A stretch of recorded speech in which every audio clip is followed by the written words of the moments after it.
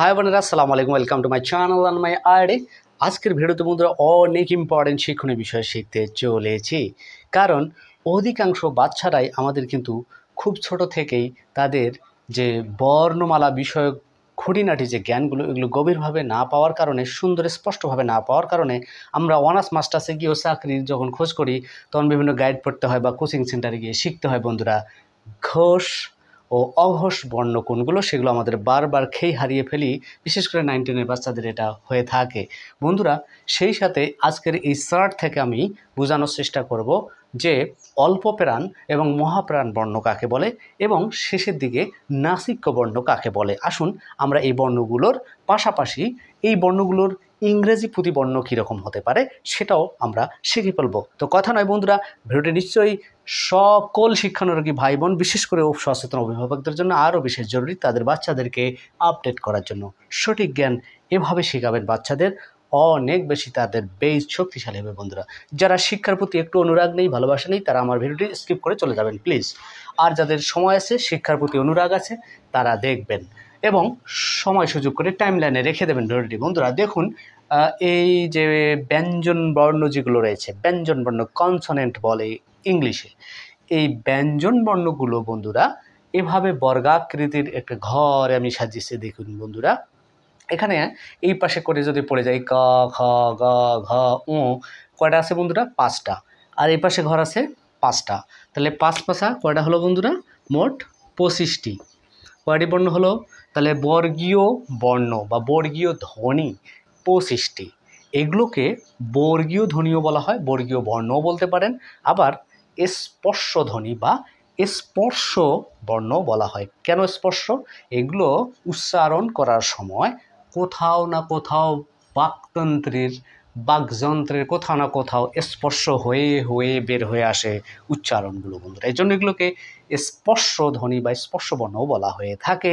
তো বর্গীয় বর্ণগুলোর প্রথম বর্ণ অনুযায়ী বর্গগুলোর নাম হয়। এটা হলো ক বর্গ, এটা হলো চ বর্গ, এটা হলো ট বর্গ, এটা হলো ত বর্গ, এটা হলো প বর্গ। তাহলে প্রত্যেকটা বর্গের সূচনায় শুরুতে যে বর্ণটি রয়েছে বন্ধুরা, সেই বর্ণটি অনুযায়ী এই বর্গটার নাম করা হয়। এই দিকে ফ্ল্যাট ভূমির দিকে যে লাইনটা গেছে সেটাকে, এই 5টি বর্ণের তাহলে বর্গীয় নাম হলো প বর্গ। এই 5টি বর্ণের বর্গীয় নাম হলো ত বর্গ। এই 5টি বর্ণের বর্গীয় নাম হলো ট বর্গ। এই 5টি বর্ণের বর্গীয় নাম হলো চ বর্গীয় বর্ণ। এই 5টি বর্গের বর্গীয় নাম হলো বন্ধুরা ক বর্গীয় বর্ণ। আশা করি বর্গীয় নামটা বুঝতে পেরেছেন। এবার বন্ধুরা বর্গীয় নাম এইভাবে নামকরণ করা হয়, কিন্তু যদি সংখ্যা দিয়ে বোঝানো হয় তাহলে কিন্তু বন্ধুরা এই দিকে কলামের দিকে কিন্তু বোঝানো হয়, যা আমি দেখিয়েছি। দেখুন, প্রথম, দ্বিতীয়, তৃতীয়, চতুর্থ, পঞ্চম। সংখ্যার দিকে হলে বন্ধুরা লম্বালম্বি এভাবে নাম হয়। তাহলে প্রথম বর্গীয় বর্ণ এদিকে, দ্বিতীয় বর্গীয় বর্ণ এদিকে, তৃতীয় বর্গীয় বর্ণ এদিকে, চতুর্থ বর্গীয় বর্ণ এগুলো, পঞ্চমী বর্গীয় বর্ণ এগুলো বন্ধুরা। আশা করি সংখ্যার দিক থেকে বর্গীয় বর্ণগুলোর নাম বুঝতে পেরেছেন। এবং বর্ণের নাম অনুযায়ী এই পাশে নামকরণ করা হয় বন্ধুরা প্রথম বর্ণ অনুযায়ী। সারি বা রোগুলোর নাম বুঝলাম। এবারে আমরা আসুন পরিচিত হব কোন বর্ণগুলো ঘোষ বর্ণ আর কোন বর্ণগুলো অঘোষ বর্ণ বন্ধুরা।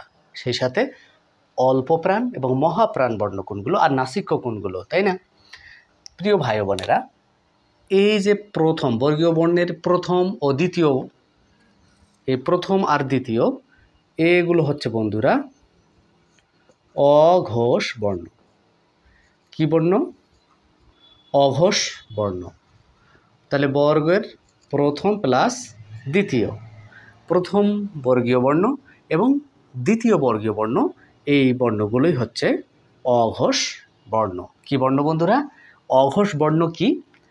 যে বাক যন্ত্রগুলো রয়েছে, জিহ্বা, কণ্ঠ, আপনার ওষ্ঠ, তালু, দন্ত প্রভৃতি যে যন্ত্রগুলো রয়েছে, উচ্চারণ করার সময় বাতাস এই যন্ত্রগুলোকে যত বেশি প্রকম্পিত করে, আলোড়িত করে, ভাইব্রেট করে, ঘষাঘষি করে, সোজা কথায় ঘোষ মানে কি?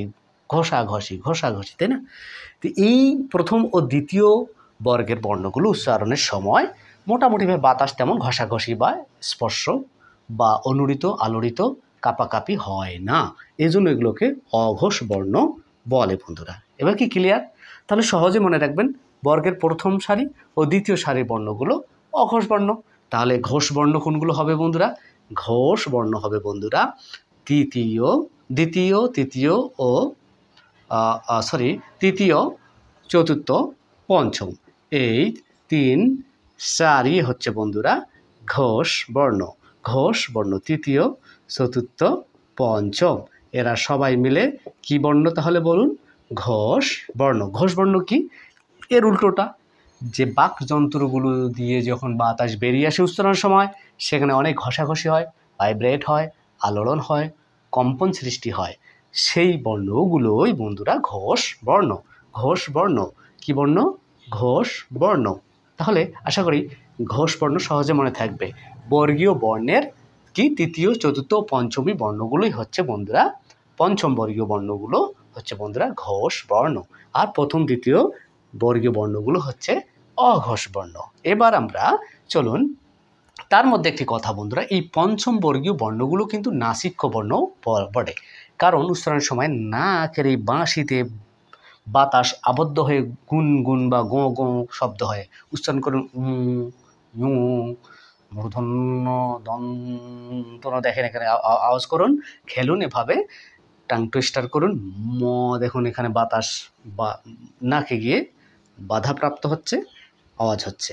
এবার আসুন আমরা জানবো সেটা হলো বন্ধুরা অল্প প্রাণবর্ণ কোনগুলো এবং মহাপ্রাণবর্ণ কোনগুলো, আর এগুলোর ইংরেজি কিভাবে হতে পারে প্রত্যেকটি বর্ণর। কেমন হবে? দারুণ মজা হবে, খুব মনোযোগ দিন বন্ধুরা।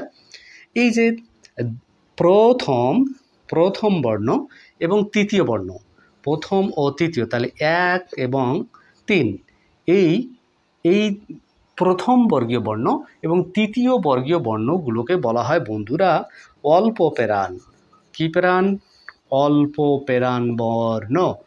অল্প প্রাণ বর্ণ, খুব মনোযোগ, খুব সোজা বন্ধুরা, খুব সোজা। কেন অল্প প্রাণ বর্ণ কাকে বলে? এখানে প্রাণটা গ্রামারের ভাষায়, ব্যাকরণের ভাষায় বাতাসকে বোঝানো হয়েছে, অর্থাৎ এই বর্গীয় বর্ণগুলো উচ্চারণ করার সময় অল্প বাতাস লাগে, অল্পক্ষণ প্রাণ লাগে, অল্প বাতাস লাগে, সামান্য একটু নিঃশ্বাস বেরিয়ে আসে না আসে এরকম, তাতে উচ্চারণ হয়ে যায়। যেমন ক, গ, চ, বর্গীয় জ, ট, ড, ত, দ, প, ব, এ হচ্ছে বন্ধুরা অল্প প্রাণ বর্ণ। তাহলে অল্প প্রাণ বর্ণ কোনগুলো?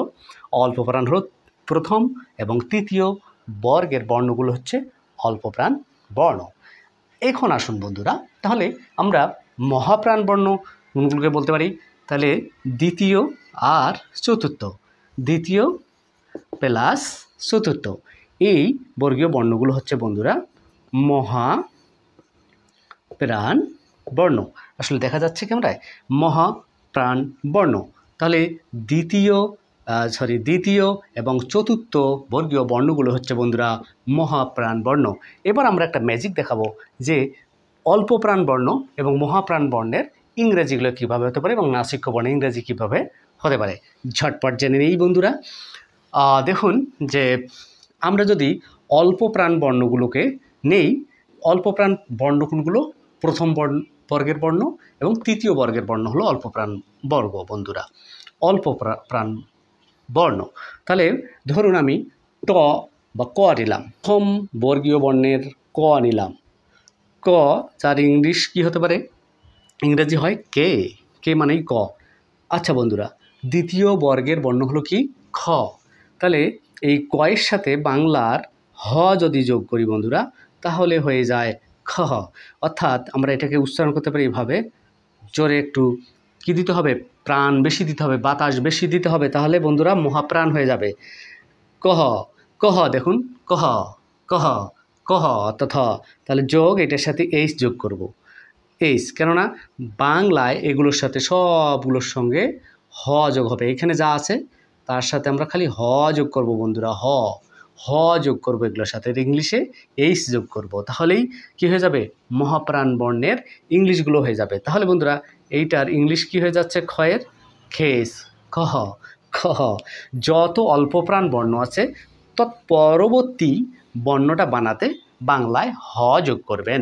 যেমন ট কে আমরা কিভাবে ঠ বানাতে পারি, দেখুন ট যোগ হ, তাহলে কি হলো বন্ধুরা, টহ সমান সমান এই যে টহ ঠহ। তাহলে ইংলিশ কি হবে, ট যোগ এইস, এই যে হর ইংলিশ কি এইস, তাহলে কি হলো ঠহ ঠহ ঠহ। তাহলে অনুরূপভাবে বন্ধুরা এই দিকেও বর্গীয় জ ঝ মনে করেন নেব, তাহলে এখানে ঝটা কিভাবে হতে পারে, দেখুন বর্গীয় জতে আমরা কি নেব, যেই যেই, এবং ঝটার জন্য আমরা এইস নেব, সরি বাংলার হ নেব, কি নেব বাংলার হ, একটু কালই সমস্যা করছে হ, তাহলে কি হয় বন্ধুরা জহ জহ, যা হয়ে যায় ঝ, যা হয়ে যায় কি বন্ধুরা চূড়ান্ত রূপ হয়ে যায় ঝ, উচ্চারণটা হবে কি জহ। আর ইংলিশটা কি হতে পারে, হয়ের জন্য আমরা কি নেব এইস, তাহলে কি হবে জহ জহ জহ। তাহলে এই দেখুন সেই আর এইস, যত মহাপ্রাণ বর্গীয় বর্ণগুলো রয়েছে এগুলোর ইংলিশ করতে হলে অল্প প্রাণ, তার পূর্বের অল্প প্রাণ এর সাথে যে ইংলিশ বর্ণগুলো হয় তার সাথে এইস যোগ করব, বাংলায় যেটা হ ইংলিশে সেটা এইস যোগ করলেই বন্ধুরা এই মহাপ্রাণ বর্গগুলোর ইংলিশ হয়ে যাবে।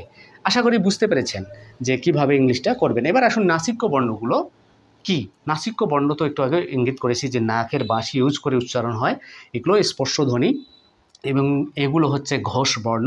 আর এগুলো ইংরেজি দেখতে পাচ্ছেন আপনারা, এগুলো যেমন উঁ এনজি, ইঁ জেই এন, আবার অনেকে এনে বলে, আবার কেউ বলে কোনো নিয়ম নাই ইঁর, এরকম একটা বিতর্ক রয়েছে। এন মূর্ধন্য এবং দন্তন্যর জন্য এন নেওয়া হয় বন্ধুরা ইংরেজি প্রতিবর্ণ, এবং ময়ের জন্য এম। এ হলো বন্ধুরা বর্গীয় বর্ণমালাগুলোর ব্যঞ্জন বর্ণগুলোর, বর্গীয় ব্যঞ্জন বর্ণগুলোর আমরা ঘোষ এবং অঘোষ আকারে দেখলাম, অল্প প্রাণ মহাপ্রাণ আকারে দেখলাম, নাসিক্য বর্ণগুলো দেখলাম, এবং এগুলোর কিভাবে ইংরেজি বর্ণ হতে পারে তা আমরা দেখলাম। আশা করি ভিডিওটি যারা ধৈর্য সহকারে এতক্ষণ পর্যন্ত দেখেছেন সবাইকে ধন্যবাদ জানাচ্ছি। আর আমার এরকম ভিডিও পেতে আমার সঙ্গে থাকুন, আমাকে উৎসাহিত করুন। Thank you so much for watching. দেখা হবে অন্য কোনো ভিডিওতে। বাই বাই, আল্লাহ হাফেজ।